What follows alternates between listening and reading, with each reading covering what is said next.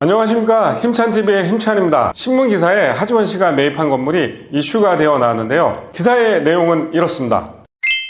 오늘 방송 끝까지 보시면 건물을 매입하실 때 어떤 매물을 매입하실지 고민하시는 분들에게 큰 도움이 되실 것입니다. 방송 끝까지 시청 부탁드립니다. 서울경제신문에 100억에 산 하지원도 물렸다. 성수동 떠나는 큰손들. 기사의 내용은 성수동이 MZ세대의 핫플레이스로 떠오르면서 최근 평당 매매가가 1억 원으로 올랐지만 아직 임대료는 서울 주요 상권의 절반에도 미치지 못하고 있다. 대출금리 역시 높은 수준이 이어지고 건물주들은 임대료를 받아 수익은커녕 은행 이자도 내지 못하고 있다. 이런 기사의 내용입니다. 2019년까지만 해도 시세가 평당 6천만 원 안팎에 불과했는데 21년부터 조금씩 올라가면서 이제 1억 원이 넘었다고 하는데요. 반면 성수동 임대료는 치솟은 가격을 따라가지 못하고 있다고 합니다. 성수동은 옛날부터 이제 공장이 많았고 여전히 젊은 층이 찾는 상점이 많아서 임대료가 높은 상권은 아니다라고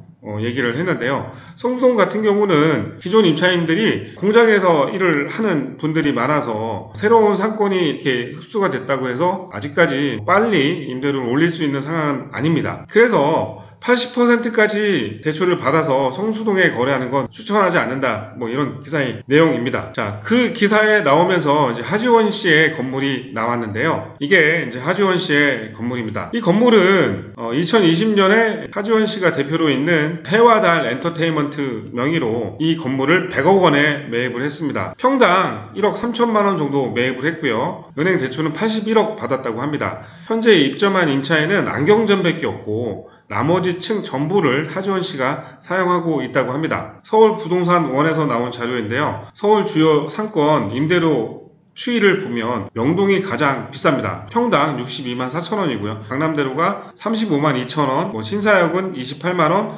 홍대 합정이 22만 원, 이태원이 18만 5천 원, 성수가 14만 5천 원.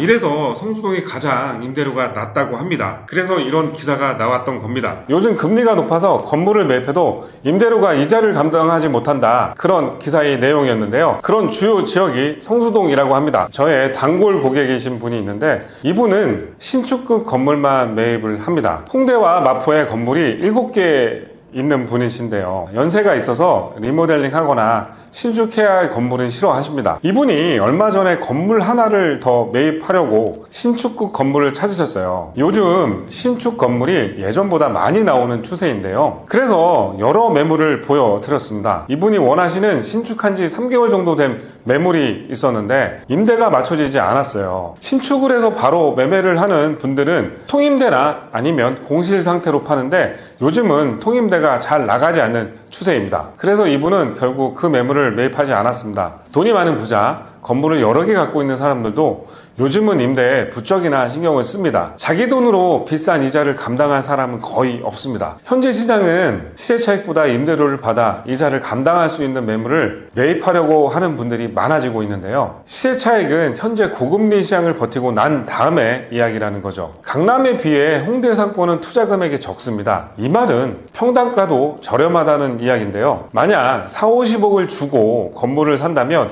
강남과 홍대 상권 중 어느 상권이 임대료를 더 받을 수 있을까요? 그리고 어느 상권이 더 수월하게 임대료를 맞출 수 있을까요? 4, 50억짜리 건물을 산다면 강남은 이면에 이면, 그래서 지하철역과는 거리가 멀고요. 일종 전용 주거지역의 매물이 많아요. 그래서 건물을 매입해서 리모델링을 하더라도 해당 층수, 면적이 작기 때문에 임대료를 제대로 받지 못하는 건물들이 많죠. 똑같은 돈으로 홍대 상권 건물을 매입한다면 지하철역 근처이며 8m 도로에 위치 좋은 누가 봐도 번듯한 건물을 매입할 수 있습니다. 2종 일반 주거지역의 매물이 대부분이기 때문에 리모델링을 해도 층수가 높고 면적이 넓어서 리모델링 효과를 제대로 볼 수가 있겠죠. 당연히 임대는 위치가 좋고 사용할 사람이 많은 반듯한 건물이 임대가 잘 나가겠죠. 그러니까 공실도 없게 됩니다. 공실이 없다는 건 내가 감당해야 할 높은 이자 부분을 상쇄할 수 있다는 것이고요. 이렇게 이야기하면 또 누군가는 말할 거예요. 임대보다 시세 차익이 중요하니까 큰 시세 차익을 보려면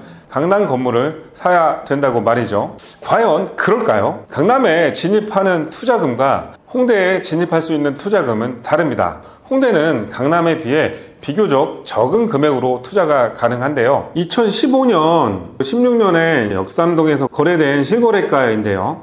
이게 보시는 것처럼 2천 얼마, 3천 얼마, 5천 얼마, 3,500 얼마, 6천만 원 이렇게 거래가 되었고요. 21년, 23년에는 평당 8천만 원, 6천만 원, 9천만 원, 1억 얼마 이래서 거의 역삼동도 보면 2.5배에서 3배 정도가 시세 차익이 났고요. 또 홍대 상권을 보면 2015년, 16년 연남동 거래된 사례이고요. 이때도 16년에 6,700, 16년에 4,200, 15년에 3,200, 16년에 3,400, 2,450 이렇게 거래가 되는데 2021년, 23년 연남동 연남동 실거래가를 보면 1억 3천, 8,500, 1억 1천, 8,400, 1억 2천, 9,300 이런 식으로 약 2.5배에서 3배 정도의 시세 차익이 났습니다. 이처럼 시세 차익은 강남과 홍대가 별반 차이가 없어요. 단지 투자 금액에 따라 시세 차익이 더 크게 보일 수 있는 거겠죠. 한국부동산원 자료에서 공실률을 한번 봤는데요. 명동 상권 같은 경우는 코로나 이전 때는 공실률이 별로 없다가 코로나 시대 때는 공실률이 많아졌죠. 현재 시점에는 공실률이 37.6%고요. 코로나 때보다 좀 낮아졌지만 아직까지 37%가 넘게 공실률이 나타나고 있고요. 강남대로도 11.6%의 공실률을 보이고 있고 논현역도 여기도 이제 상권이기 때문에 코로나 때 공실률이 좀 많았다가 이제 조금씩 줄어들면서 17.8%가 공실률을 보이고 있고요. 신사역도 마찬가지로 12.4%. 홍대 쪽입니다. 홍대 합정은 7.7%, 동교동 연남은 2%, 망원역은 1.7%고요. 이처럼 강남 상권보다 홍대 상권이 공실률이 적습니다. 많이 적네요. 이처럼 강남에 비해 홍대 상권이 공실률이 월등히 적습니다. 대출을 받아 투자한 분들이라면 요즘처럼 금리가 높을 때는 높은 이자 앞에는 장사가 없습니다. 내 건물에 공실들이 많은데 이자만 계속 나가고 있다면 돈이 많은 부자라고 해도 1, 2년 이상 버티기 힘들어요. 홍대 상권 같은 경우는 예전부터 문화 기반으로 상권이 형성된 지역이고요. 홍대라는 특성으로 디자인, 출판, 인테리어 관련된 회사들이 많았었어요. 그래서 아직까지도 디자인, 출판 관련된 오피스 상권이 형성되어 있어서 요즘처럼 고금리에 투자를 해도 은행 이자 정도까지는 감당할 매물들이 있습니다. 마지막으로 홍대 상권은 8, 90억대 비싼 고가의 매물이 거래가 안 된다는 이야기가 있는데요. 홍대 메인 라인이죠. 8번, 9번 출구 쪽으로 홍대의 메인 라인인데 후황장일 때 나오지 않는 매물이 이렇게 거래가 되었고요. 또 4억으로 사용하실 분이 직접 거래를 하셨고 이처럼 직접 사용으로 사용하실 분들이 거래를 하셨고요. 디스코에서 보면 10억, 20억대 매물은 소액으로 투자하는 분들이 수익률이 나오는 건물을 매입을 했고요. 고가의 매물은 호황장일 때 나오지 않는 위치 좋은 건물이 거래가 되었고요.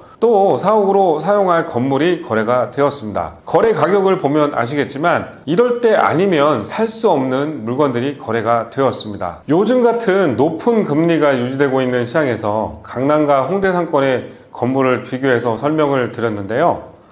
고금리 앞에 장사가 없습니다. 시세 차익도 좋지만 일단 현상 유지는 해야 합니다. 그래야 장이 좋을 때 시세 차익을 보고 엑시트할 수 있습니다. 진흙 속에서 진주 찾기보다 보석들이 많은 곳에서 좋은 보석을 찾아보는 것도 좋지 않을까요? 여러분들도 시야를 넓게 가지면서 여러 상황을 바라보며 투자를 하면 좋겠습니다.